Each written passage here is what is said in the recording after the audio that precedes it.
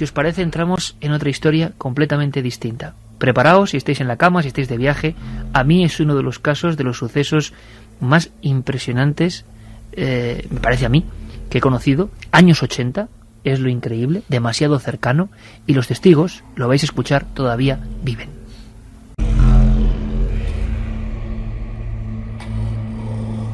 Pocas veces el terror ha poseído a una familia como en la historia que vamos a revivir esta noche. Lo asombroso es que ocurrió no hace mucho tiempo, y sin embargo, el desconocimiento sobre este incidente es casi absoluto. Es hora de descorrer el telón sobre este caso tan distinto.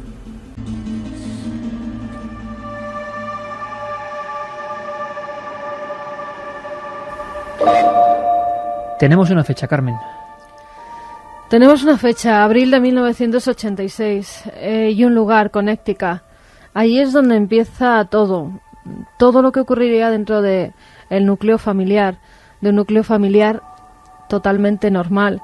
Un matrimonio, Al y Carmen Snedeker, con 3 hijos. En un principio todo iba bien, habían sido un hombre y una mujer que no habían tenido suerte en sus parejas anteriores. Carmen, que era hija de un sargento del ejército, se había casado, había tenido 2 niños, Stephen y Michael, y pronto se había divorciado de su primer marido. Al le había pasado lo mismo, tan solo duró 19 meses su matrimonio, y en 1979 se conocen en Connecticut. Ella estaba trabajando en un restaurante de camarera, se gustaron y muy pocos meses después se casaron. Tienen una niña, Stephanie. Son 3 hijos ya los que tiene esa familia, 2 de su anterior matrimonio, pero en 1986 es cuando le llega una terrible noticia. Están viviendo en Harleysville, en Nueva York. Al se dedicaba a la cantera de piedra, trabajaba en una cantera de piedra. Ella cuidaba niños para ayudar un poco a la economía familiar porque no era muy buena. Pero bueno, todo era normal, iban los domingos a misa, como todas las familias, como todos los vecinos de alrededor, pero el chico mayor empieza a tener una serie de toses muy extrañas. En un principio creen que es una simple gripe, un simple catarro. No le dan mucha importancia. Los niños, los jóvenes y en la adolescencia, además, con el cambio hormonal, pues solían coger muchos catarros. Pero la tos no paraba, hasta tal punto que Carmen pues ya empieza a preocuparse por su hijo. Pero no es hasta que Stephen, ese niño de 14 años, le dice que tiene un bulto justo debajo de la mandíbula, en el lado izquierdo, cuando ella ya empieza a tomar cartas en el asunto. Van hasta el doctor, piden cita con el doctor Catwell, que así se llamaba. Era el doctor que había tratado a los niños desde pequeños, el doctor de la familia, por eso los niños no tenían miedo a ir a verle. Y tras hacerle unas primeras pruebas, auscultarle en su consulta, decide que le van a ingresar unos días en el hospital para seguir haciendo más pruebas y así descartar algo malo que se pudiera estar produciendo en el cuerpo de Stephen. Cuando le ingresan se dan cuenta de que hay algo malo, de que ese bulto parece ser maligno. Incluso le hacen una biopsia, le hacen una operación, duermen al niño y extraen parte de ese bulto que tiene debajo de la mandíbula, en el lado izquierdo del cuello, vuelvo a repetir, y se dan cuenta de que es un cáncer linfático. Como puede pasar en cualquier familia, cuando llega una noticia así, pues se les cae el mundo encima. Un chico tan joven que empieza ahora a vivir con 14 años, que tenía toda la vida por delante, que nunca había estado enfermo y de repente un cáncer. El médico, como les conocía desde pequeños, le da la noticia de una forma terrible, empieza a llorar junto con los padres. Al, recordemos que era el padrastro, no era el verdadero padre, pero los habría criado desde siempre. Pero bueno, tienen que hacerle frente. Tienen que ingresar al chico durante 3 semanas para que le empiecen a dar sesiones de quimioterapia. El chico es ingresado en el hospital John Dempsey, en Connecticut. Allí es donde le dan la noticia, dicen que tiene un cáncer, que tiene que hacerle frente, que él es muy joven y que seguro que tendrá fuerzas para superarlo. El niño no lo entendía muy bien, había oído la palabra cáncer y enseguida lo relacionaba con muerte. Por lo menos todas las personas mayores que había oído que tenían enfermedad, esa enfermedad en concreto, habían muerto.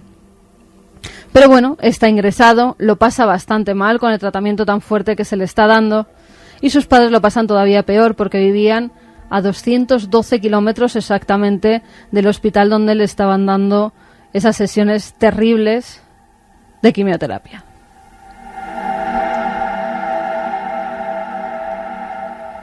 También le estaban tratando a base de cobalto, estaban experimentando con ello.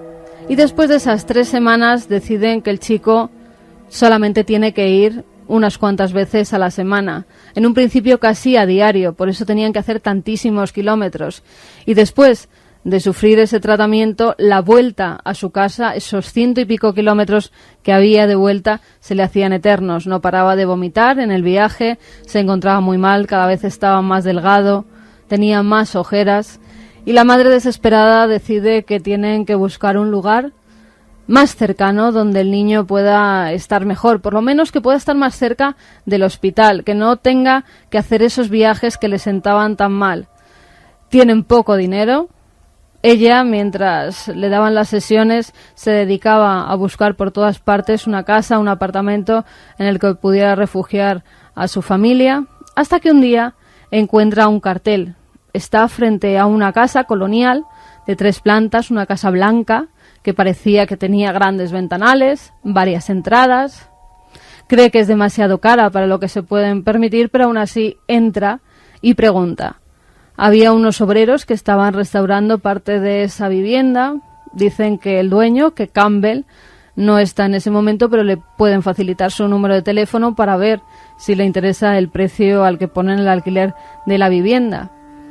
Ella les pide por favor si puede ver cómo es por dentro y ve que es una casa bonita, que es grande, que tiene habitaciones bastante grandes y luminosas, por lo menos muchos ventanales, que encima la están arreglando, parece que la están acondicionando mejor, porque es una casa que es construida en 1916. Y bueno, llama a Campbell por teléfono esa misma noche. Ella descansaba en un motel cercano al hospital donde estaba con su hijo. Llama al señor Campbell y le pregunta cuál es el precio del alquiler. Este le facilita el precio, se lo pueden permitir, pero se extraña que una casa de esas dimensiones tenga un precio tan barato. Así que le pregunta cuándo se puede mudar allí con su familia, si van a acabar pronto las obras. El caso es que el señor Campbell le dice que sí, que en pocas semanas ellos se van a poder trasladar allí, acuerdan cuál va a ser el precio y le dice que lo que se alquilan es la habitación del primer piso y lo que es el sótano.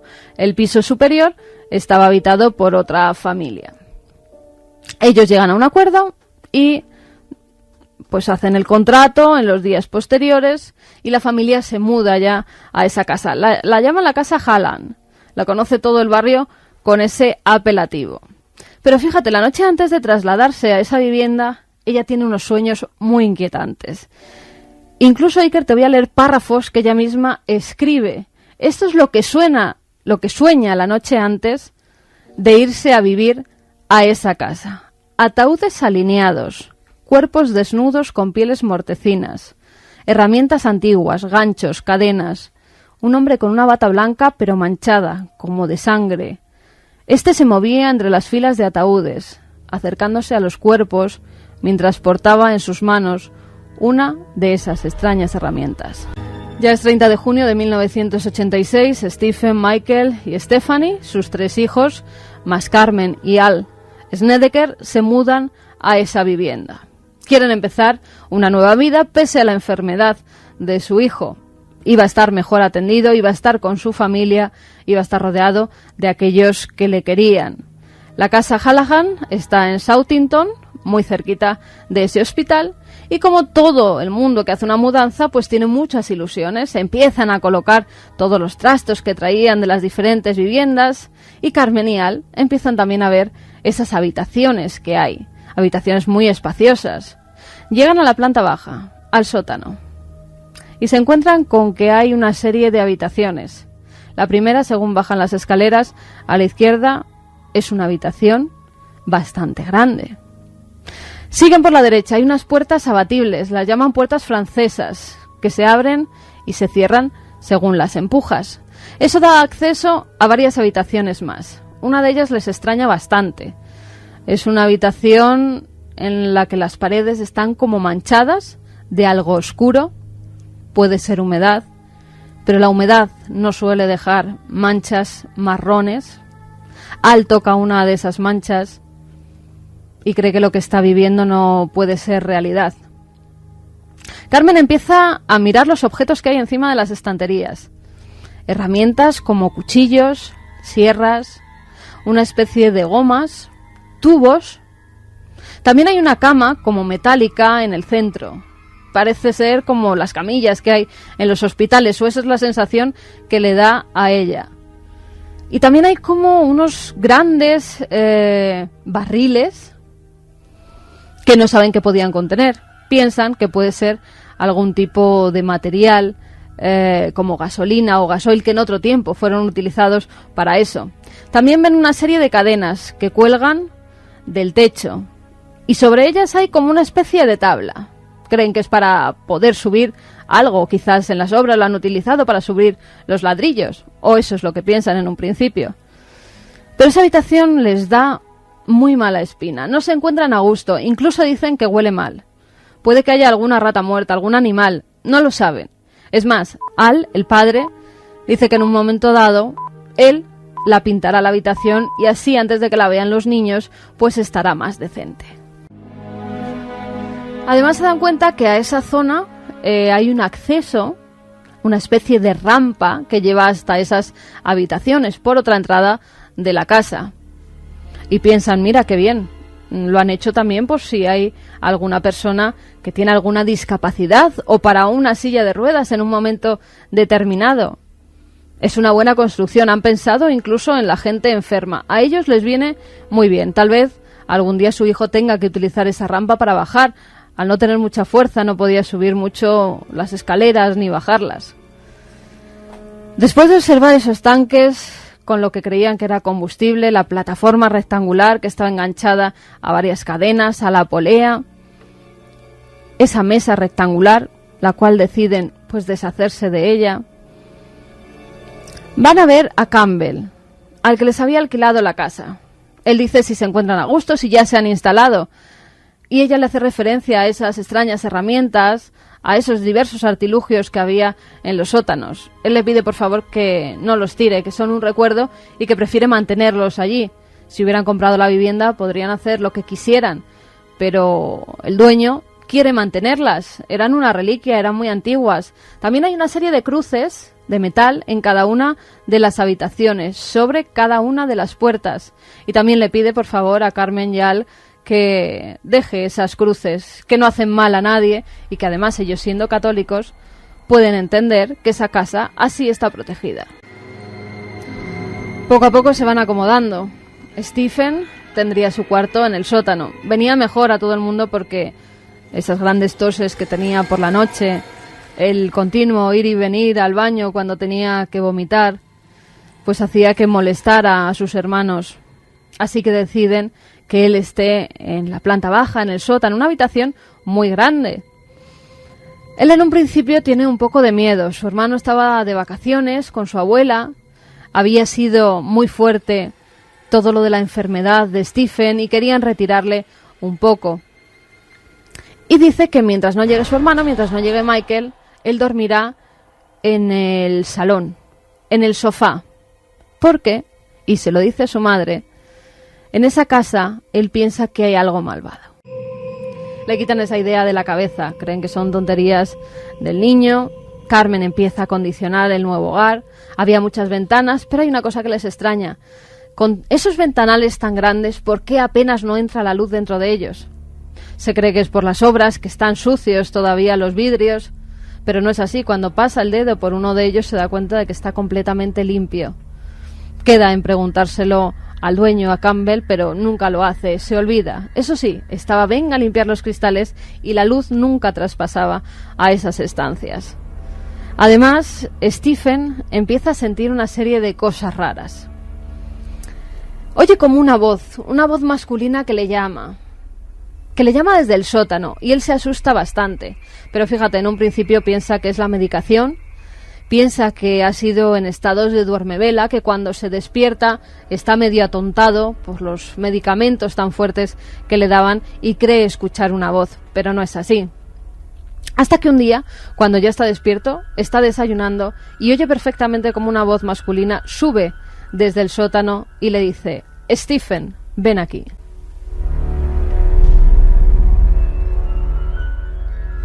Stephen se queda helado en la mesa de la cocina, ni siquiera puede probar el desayuno que le había preparado su madre. Decide ir a la habitación, al salón, poner la música y la televisión muy altas para no seguir escuchando esas voces que le martillean en su cerebro. Esa medicación maldita le está haciendo oír cosas que en realidad no existen. El chico está muerto de miedo. Esa es la realidad. Hasta tal punto que decide contárselo a su madre. Carmen cree también que es la medicación, que no puede ser otra cosa, que en esa casa todo está bien. No puede ocurrir nada. Además, solamente sabe ella el secreto que hay dentro de esa vivienda. Nadie lo ha podido intuir, nadie se lo ha podido contar, ni siquiera los vecinos, a los cuales todavía no conocían. Llevan apenas una semana viviendo allí. Pero Stephen enseguida se hace un amigo, Cody. Cody vive en la casa de enfrente, justo cruzando la calle. Ese amigo hace que empiecen a jugar en la parte de abajo, en los sótanos. Pero tampoco se encuentra muy a gusto. Dice que hay algo raro en esa vivienda, que no lo pasan del todo bien, que salgan a la calle a jugar. Lo malo es que Stephen tenía cada vez menos fuerzas. Llega un día en el que Stephen ya no solo oye voces, sino también cree ver algo. Él lo describe como sombras que pasan a su derecha y a su izquierda. Tan solo las ve por el rabillo del ojo. Y ya empieza a pensar que además tiene alucinaciones. Ve como sombras que se esconden debajo de los muebles y pasan de uno a otro rápidamente. Y creen que es su hurón, Willy, un hurón que tenían. Pero cuando va a cogerlo nunca está. Simplemente son sombras que se mueven muy rápidamente. Detrás de él, al lado, cuando pasa hacia la cocina por el pasillo, parece que alguien le roza. Hasta que un día vea algo. Pero no había sido el primero. Stephanie, la niña pequeña, una niña que apenas tenía 4 años, cuando se encontraba en su habitación, jugando con sus muñecas, ve una mujer vestida de blanco, muy blanca de piel, con el pelo por encima de su rostro, completamente moreno, las manos muy largas, y la está mirando apoyada en la cómoda, se refleja en el espejo. La niña se asusta muchísimo y va a buscar a su madre. La dice que hay una señora con los brazos abiertos en su dormitorio. La hace subir y cuando sube la madre, allí no hay nadie.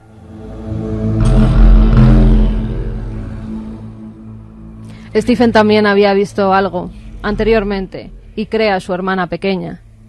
Había visto a un joven de unos 20 años, de tez completamente blanquecina, con los brazos muy largos, vestido con una camisa negra de manga corta. Parecía que no tenía ojos.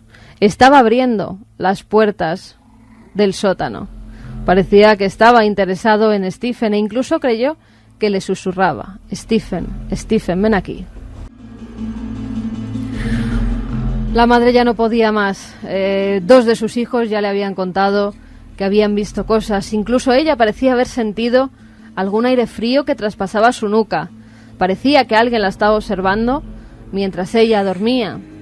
Incluso Al, su marido, que no creía en nada, que era completamente escéptico, que regañaba a los niños cuando hablaban de estas tonterías, ya había escuchado una extraña música, una música como de entierro. Cuando Carmen se da cuenta de que algo ocurre en esa casa, es un día que estaba fregando el suelo de la cocina, un suelo que estaba hecho de linóleo. El linóleo es un material que está realizado con aceite de lino, está solidificado ese aceite, se mezcla con harina de madera o con polvo de corcho y luego se le dan una serie de pigmentos para que obtenga el color deseado. Ella estaba fregando ese suelo y de repente se da cuenta de que el cubo donde estaba metiendo la fregona está completamente rojo, de un color rojo sangre. Ella se asusta muchísimo, cree verdaderamente que ha tenido una herida, que alguien se estaba desangrando en esa habitación. Tira rápidamente el agua para que los niños no lo vean, pero se queda con esa sensación de que algo malo, algo maligno, estaba justamente en esa habitación con ella. Además, un día puso la mesa. La propia Carmen estaba preparando una cena porque venía su hijo Michael. Michael regresaba, iban a empezar el colegio y tenía que volver de esas vacaciones con su abuela. Estaba preparando una gran comida para dar ese recibimiento a otro de sus hijos y puso los platos y los cubiertos encima de la mesa. La llaman por teléfono. Empieza a hablar con su madre, que la pregunta si ha llegado ya su nieto a casa, y cuando vuelve a la mesa, cuando vuelve al comedor, se da cuenta de que los platos y los cubiertos están completamente guardados en los cajones de los que ella minutos antes los había sacado. Piensa que es el estrés, que el cáncer de su hijo ha hecho que estuviera muchas noches sin dormir, ha llorado mucho, incluso cree que se está volviendo también loca, como su pequeño, como Stephen, que la está afectando igualmente a ella. Pero lo cierto es que las sombras siguen, que ven a hombres, que ven a niños. Su hijo Michael regresa a casa.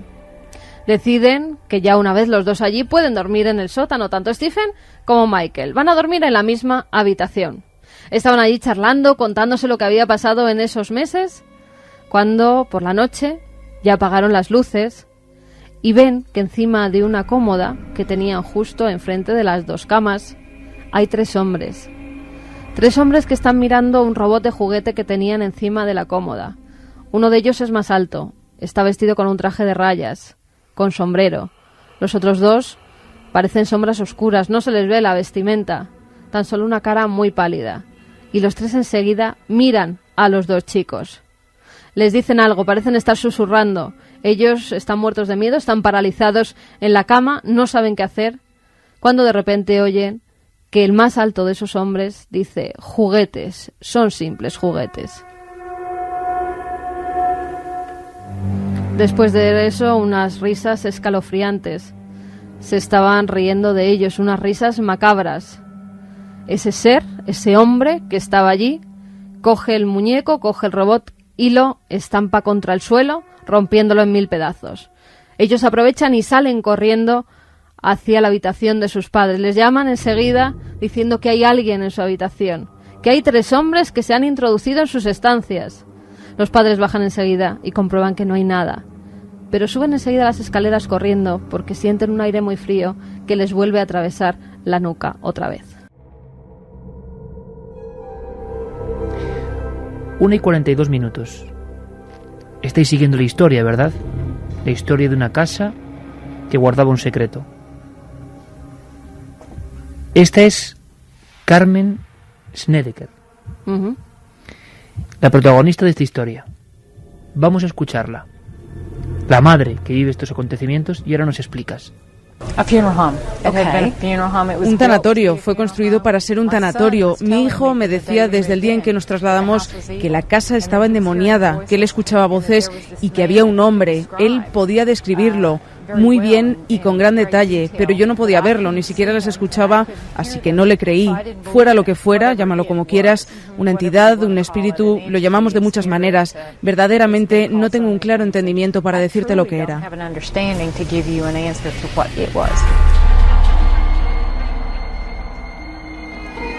Esta era Carmen Snedeker. Ella, como ha revelado, estaba viviendo en un tanatorio. No, había sido la casa una funeraria. La casa desde 1936, recordemos, fue construida en 1916 y es en 1936 cuando comienza a funcionar como funeraria Hallahan. Hasta 2 años antes de que ellos se fueran a vivir, había sido funeraria. Habían hecho autopsias allí dentro, habían embalsamado a cadáveres. Y es entonces cuando empiezan a revelarse una serie de cosas. Esos tanques en los que parecía que se guardaba gasolina o petróleo, era para guardar otro líquido, era para desangrar a los muertos. Ahí caía la sangre antes de ser embalsamados, los desangraban. Uno era para contener el líquido rojo y el otro era como una especie de fosa séptica para que no oliera. Las manchas en la pared eran manchas de sangre. Al abrir los cadáveres había salpicado, y esas poleas, como con una plancha encima, era para alzar a los cadáveres que llegaban a la funeraria, a esa casa. La rampa de bajada no era para una silla de ruedas, sino que era para trasladar los ataúdes.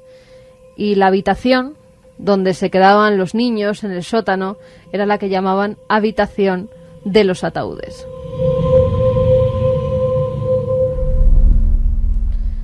Después de saber eso, los padres y también Stephen, después de saber que estaban viviendo en una funeraria, los hechos ya comienzan a ser insoportables.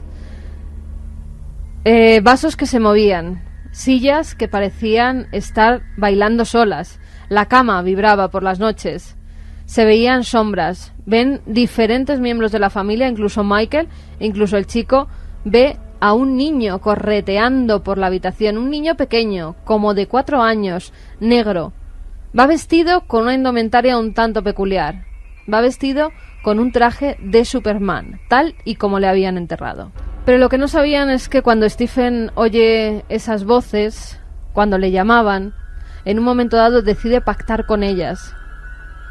Le dice a esa voz que le está incitando a hacer cosas malas en su propia casa, que bien, que él las hará si le dejan en paz. Ya no puede resistirlo más. Se pone por las noches la música en los Walkman muy alta para no oírlas. Pero está viendo a una serie de sombras, a un anciano que se pasea también por sus estancias, a gente que parece salir de la pared. Siente frío, siente miedo. Sabe que está viviendo donde mucha gente, la muerte, ha estado allí, donde mucha gente, muchos familiares han llorado. Allí se hacían también los velatorios, de allí salían los cuerpos, allí los desangraban. Y esto ya hace que no pueda más con él. Los padres deciden llamar al padre Hartwell. El padre Hartwell era un sacerdote al que conocían bastante, pues todos los domingos iban a misa. Y él en un principio dice que no pasa nada, que son cosas de niños, y no les cree, ni a la madre ni a los hijos, no cree absolutamente a nadie. Pero los vecinos ya empiezan a ver también cosas. Ven sombras como de mujeres ancianas que aparecen por las ventanas. Hay también un perro negro que no hace más que ladrar por las noches a esa vivienda, como si estuviera viendo algo, como si el sexto sentido de los animales le hiciera sentir que algo estaba mal en esa casa. Pero las cosas se empiezan a agravar. Vienen a vivir con ellos Trish y Kelly. Son 2 sobrinas. La hermana de Carmen se estaba divorciando y deciden que es mejor dejar a estas niñas de 12 y 17 años al margen. Para ello las manda a vivir con su tía. Ellas desde un primer momento, cuando están en la casa, dicen que hay algo malo en esa casa, que no están a gusto, que parece que las miran, que las espían por la noche. Sienten como si alguien rodeara su cama cuando apagan la luz en la habitación. Pero una noche ocurre un suceso terrible. Cuando están, o piensan que están casi dormidas, Stephen, ese chaval que había sido bueno hasta ese momento, entra en la habitación de sus primas. Oye una voz. Esa voz le dice que tiene que abusar de ellas. De la mayor no, porque se puede defender. De la pequeña. Tenía solo 12 años e intenta violarla.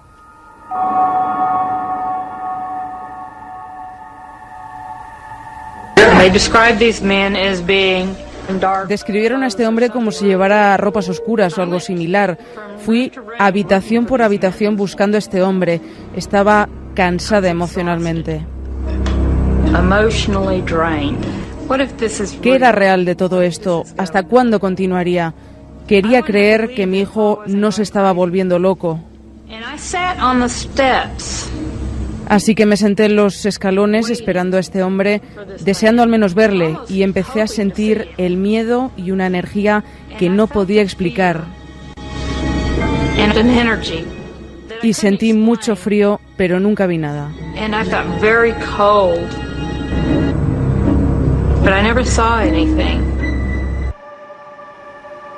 Los padres, ante tal suceso, deciden llamar a la policía. La policía viene, se llevan a Stephen, y después de pasar una serie de análisis clínicos y psiquiátricos, el psiquiatra decide que hay Hay que meterlo en un hospital para dementes porque tenía esquizofrenia y podía hacer daño a su propia familia, como ya había intentado hacer con su prima pequeña. La mayor, Stephanie, la mayor, que se llamaba, no era Stephanie, era Kelly, empieza a vivir también una serie de hechos que la extrañan. Parece que alguien la toca. Por las noches, cuando estaba en la cama, nota como si unos dedos pequeños, muy fríos, empezarán a subir por sus piernas, por sus muslos, hasta llegar incluso a sus pechos. Se asusta muchísimo, llama a su tía y esta, Carmen, ve como algo invisible está tocando a su sobrina, como ella no puede hacer nada para zafarse.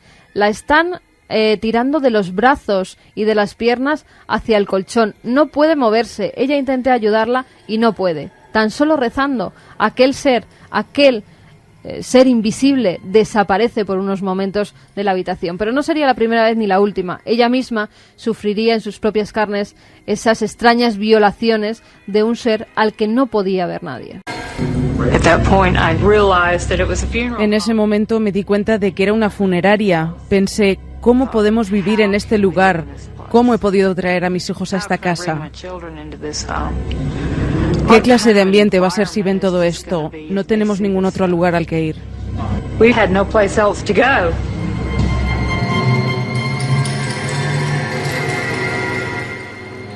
Ya no pueden más. Los fenómenos durante una de las noches ya se hacen insoportables. Oyen explosiones, huelen a carne podrida, a heces. Miles de moscas empiezan a invadir las habitaciones. Algo les toca, sube por sus piernas, por sus brazos. Alguien les susurra en el oído.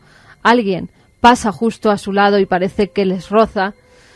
Ya no pueden más. Además, hay una serie de fenómenos. El padre había quitado todas las bombillas porque parecía que las cuentas que llegaban de la luz eran desorbitantes. No sabían a qué se debían y decide desenroscar las bombillas de toda la casa, de todas las pequeñas lámparas que había. Y de repente estas empiezan a encenderse, sin casquillo, sin bombilla, ellas solas. Entonces Carmen recuerda que una vecina, Fran, que había salido huyendo también espantada de su casa, le había dado una revista donde salía un matrimonio que se dedicaba a investigar casas que no eran muy normales, casas donde sucedían fenómenos sobrenaturales. Eran el matrimonio formado por Ed y Lorraine Warner. Un matrimonio, ellos tenían 60 años, habían creado la Sociedad de Investigaciones Psíquicas de New England y decide llamarlos. Los llama y ellos acuden a su auxilio. Cuando entran en la casa, Lorraine, que tenía una serie de percepciones, era una persona sensible a determinadas cosas, decide ir por la casa recorriendo las habitaciones ella sola. La pide por favor que la dejen a ella sola porque así comprenderá qué es lo que hay en esa casa, si es maligno o por el contrario, si puede ser algo perfectamente explicable. Y lo que vive cuando baja al sótano es tremendo, porque empieza a ver a hombres. Uno en especial, bastante grueso. Empieza a ver que está trasladando cuerpos, cadáveres. También que los está manipulando de forma extraña, no solamente para hacer la autopsia. Está tocando sus piernas suavemente, parece que les tiene cariño a esos muertos, pero va subiendo. Y está también tocando sus partes pudientes, sus pechos en las mujeres. Incluso llega a estar besándolas encima de ellas, encima de los cadáveres. Lorraine se queda espantada. Está viendo cómo en esa casa habían practicado necrofilia. Él estaba andando de habitación en habitación, se movía muy despacio porque estaba muy débil y pálido. El agua de la fregona era sangre roja, era un rojo muy, muy intenso. Hizo que la piel me temblara. Empecé a ponerme nerviosa.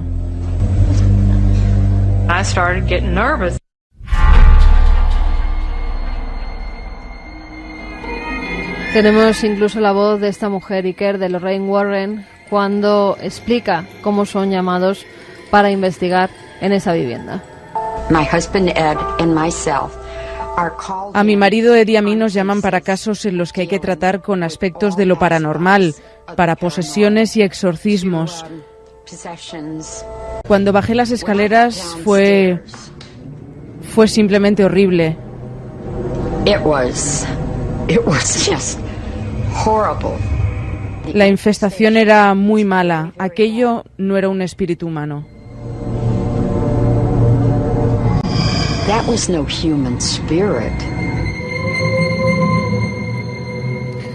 1:54. Muchas personas, que seguro que nos están ya escribiendo en nuestras vías de contacto, están trazando una historia entre una película que han visto seguro recientemente, El exorcismo en Connecticut, llevado al cine, hechos de 1986 y que en España eran completamente desconocidos.